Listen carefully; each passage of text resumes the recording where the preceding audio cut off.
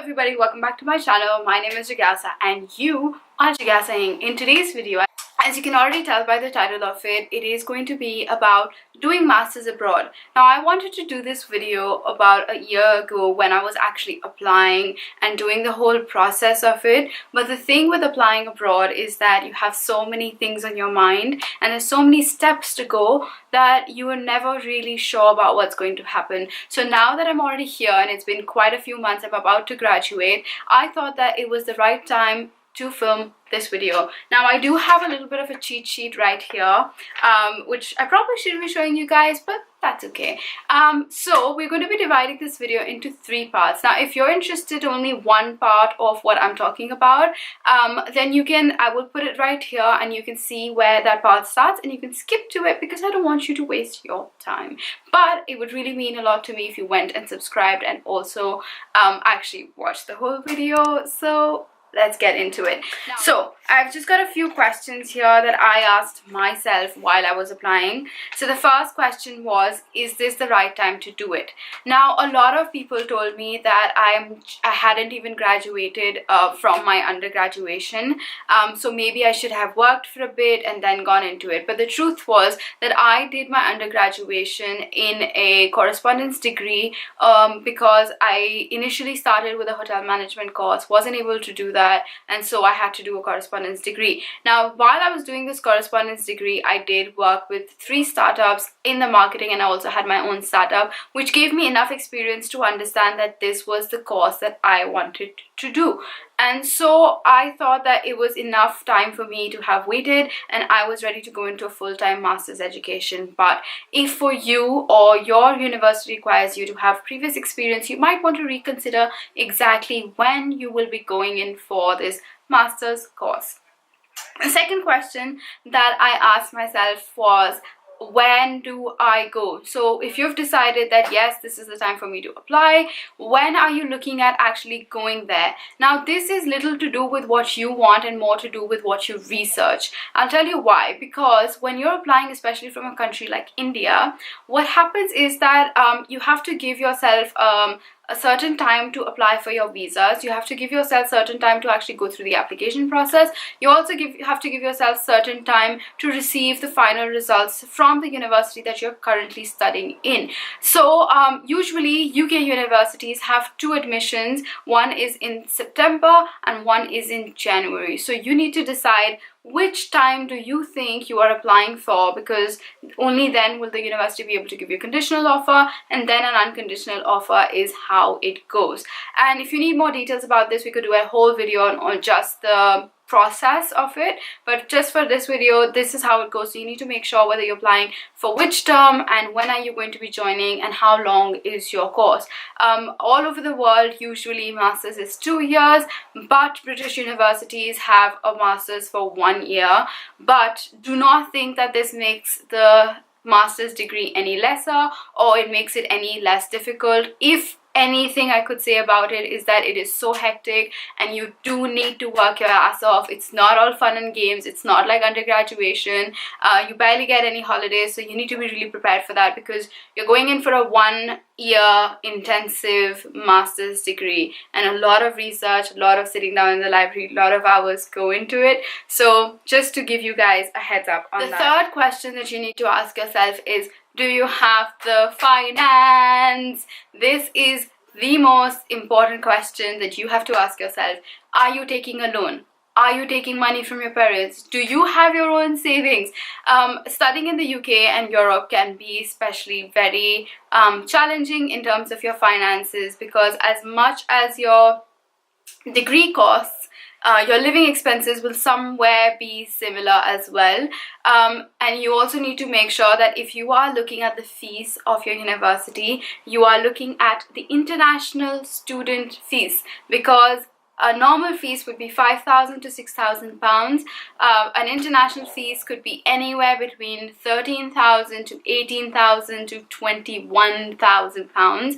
And so you want to make sure that you're applying for the right thing. Are you prepared for it? And do you have the cost to pay for visas? Do you have the cost to pay for your living expenses? And it's not just that you think you will be able to squeeze into the finances. The finance department or the embassy of UK especially does expect you to have a certain amount in your bank account for minimum 30 days before you get your visa. So you want to make sure that you know all of these things before you head on and say bye bye, I'm going to see you whatever in 1 year.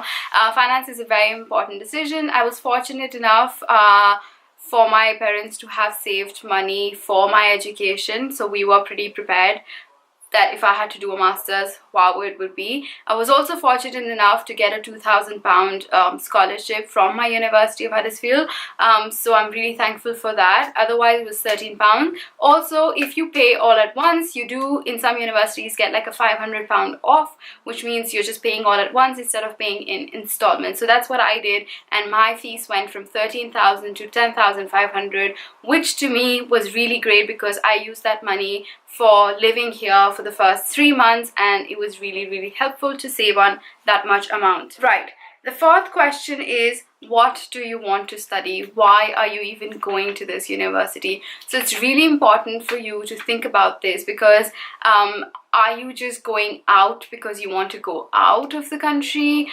Is there a specific course that you're looking at and you know is available in that continent or in that city, or the university specializes in that? For example, in my case, I did not want to do a general marketing or an MBA. I wanted to do marketing communications specifically because of the background that I've had in marketing as well as English literature, and I wanted to combine both of them into communications as well as marketing, and I thought it was a perfect course for me. I applied to a lot of universities, but there were only 3 or 4 that actually had this particular course available to me in my budget and in the kind of atmosphere that I wanted to live in.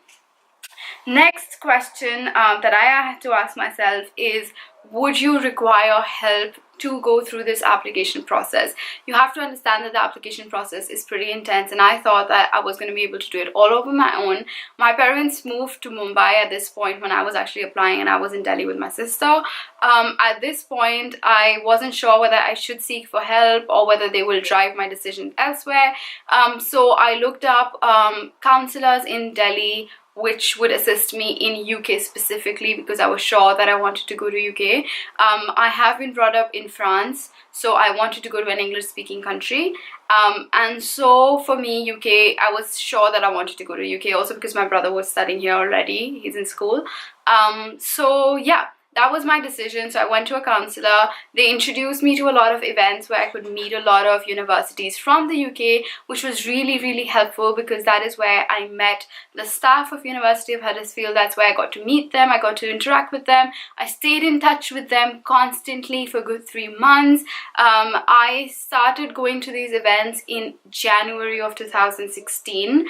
And I stayed in touch with them till May. I made my decision in May, then I waited for my results. There was a huge problem with my results coming in on time and all of that, but the university was really helpful. So May to July, I actually spent giving my final decisions, putting in the application, staying in touch with them. Staying in touch with the faculty is so important, so important. So cannot emphasize that enough. So meet specialists, take guidance from them. They will check your visa papers, they will check everything. They will make sure that you have everything you need so that your visa doesn't get rejected, because if your visa does get rejected, you cannot apply for the next 1 year or something of that sort, especially with the kind of things that are happening now. I think I've spoken enough, so I will go on to the questions. I'm sorry if this video gets long, but I do want to cover everything.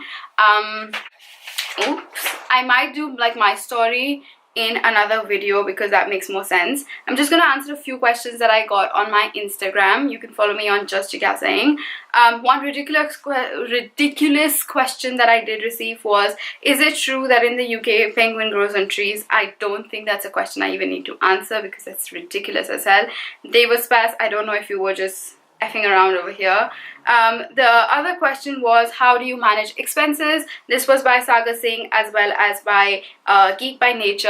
I will do a separate video on this just because it's a very long topic and I cannot cover it into this video. What are the advantages of being an international student over local or EU student? This is by Maria. Maria has been watching my videos from the last 2 years on and off that I've been posting, and she decided to join the University of Huddersfield. She's been getting in touch with me and she's joining in September for her undergraduation. So hi Maria. And I think that the advantage of being an international student over local or EU student is that you do have the experience of being from your own native country, which means that if you work for a company or if you're in the university, you will be able to interact in English with the locals as well as the EU students, and you will also have your own cultural background that you will come from. Me, for example, I am an Indian, but I've been brought up in so many countries, and so that I use that as my advantage instead of my disadvantage of not coming from one particular background. Then I have one more question, which is, this is my favorite, oh, that's Lady Debunk. This is my favorite picture of you. That's the picture that I posted right here. This question is, how do you interact with people in the country who don't know English? Well, if you're coming to England, obviously people will speak in English, but if you do go to countries that don't speak in English, you will have to kind of adjust. You will have to speak their language. You will have to learn their language a little bit. I'm sure that almost at this point of time, everybody speaks in English.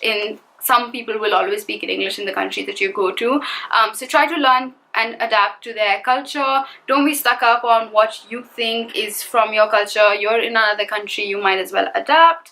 I have done my PG. Can I still apply after 1 year of gap studies? Of course you can. There are people who apply after 10 years of work experience into your masters, so of course you can. Can I still apply?